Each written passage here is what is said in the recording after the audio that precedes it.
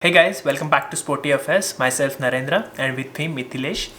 Today we are going to talk about ODI review between India versus England. India and England will be playing three ODIs between 23rd of March till 28th of March.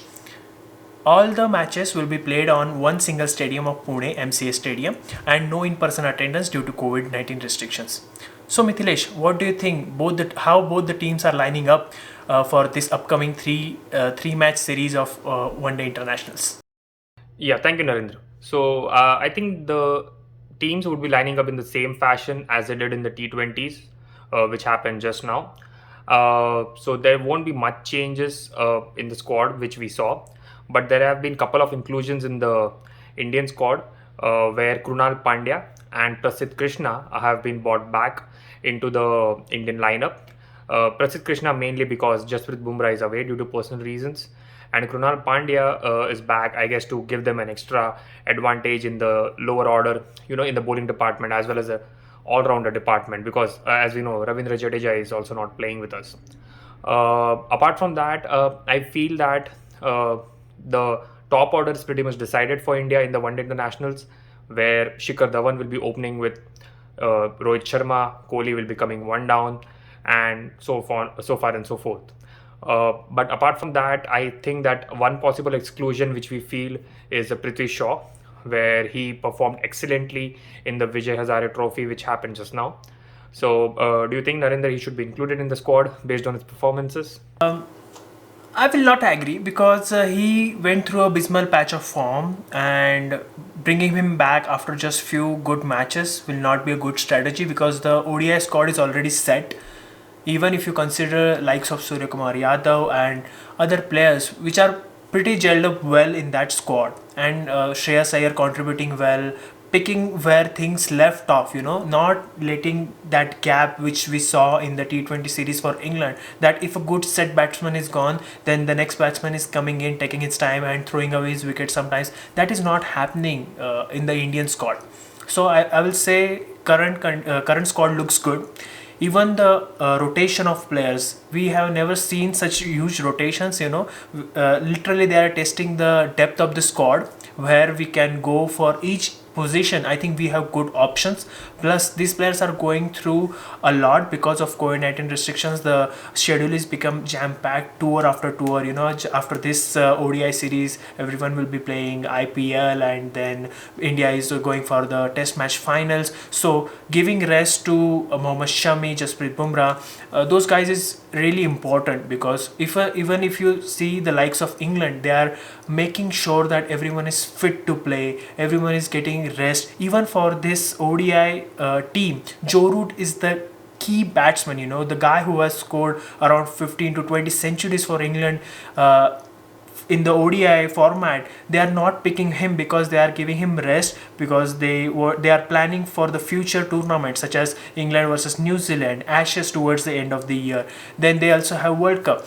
I don't think so. Joe Root will be part of T20 series, but rest of the tournaments are pretty jam-packed in the quite short duration. So rotation policy is the key for Indian team, and the selectors are taking care of that.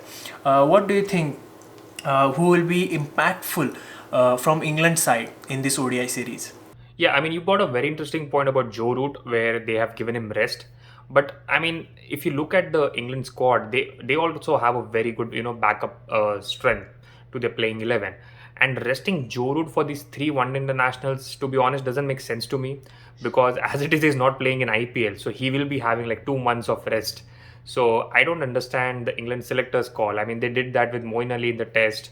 They did that with say Moeen Ali in T20s, and now they're doing it with Joe Root. So I'm a little lost here, like what they want to achieve by resting him. So apart from that exclusion, I think so England have a pretty set playing 11. We do see a notable addition in the form of Reece Topley in the England squad. But apart from that, all the players who played in T20 internationals with India, they are obviously selected in the one day internationals too. Plus, with England, they bat very deep in T20 as well as one day internationals.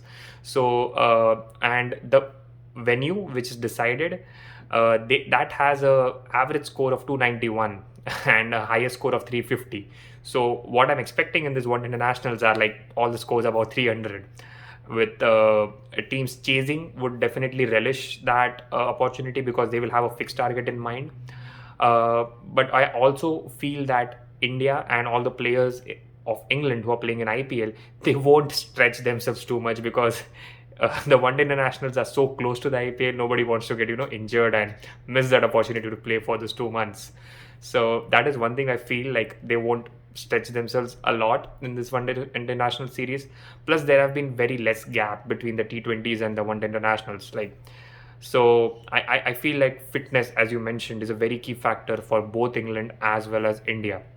Plus, with India resting so many players and they have a very very good strong bench strength, that gives them that added luxury to to experiment with new stuff. And keeping the T20 World Cup in mind, I think so this will be a good audition for the likes of Krunal Pandya, Suryakumar Yadav, Ishan Kishan to prove their mettle in one international series and cement their position in the team. You brought a really good point of fitness.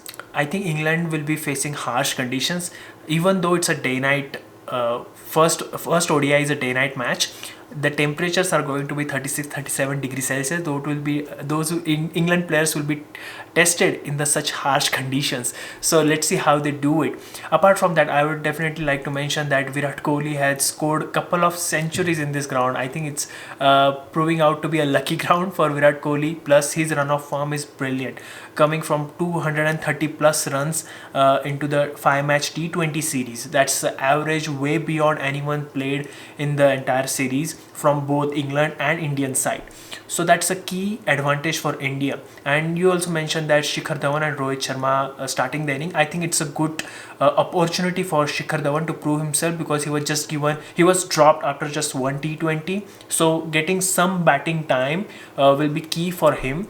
And lower down the order, they also made changes for the bowling side. I think those guys need to grab this opportunity, like likes of Ishan Kishan and Surya Kumar Yadav. What they did for India in the T20 format, the others should get inspired and continue towards that line.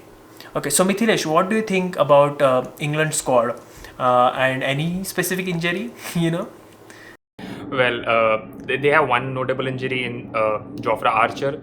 He is set to miss this one day internationals as well as the start of the IPL.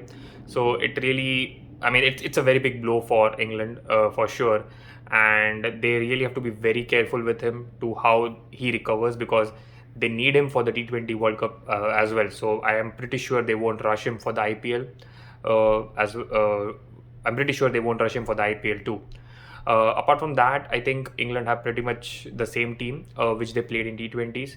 No notable injuries or absentees apart from Joe Root, of course. And I think so they would be a very big challenge to India in this one international series. Definitely. Just to summarize, I think players to watch out for will be Virat Kohli, Rohit Sharma, who both are really good in-form batsmen. Even from Australian series to test matches in India versus England and the T20 format, they have proved themselves over and over again. On the England side, Josh Butler and Jason Roy will be key players to watch out for. Definitely, the Archer injury will hurt England, and Rajasthan Royals fan also will be crying because he might miss the entire IPL season. So let's see how things go. Thank you so much for watching.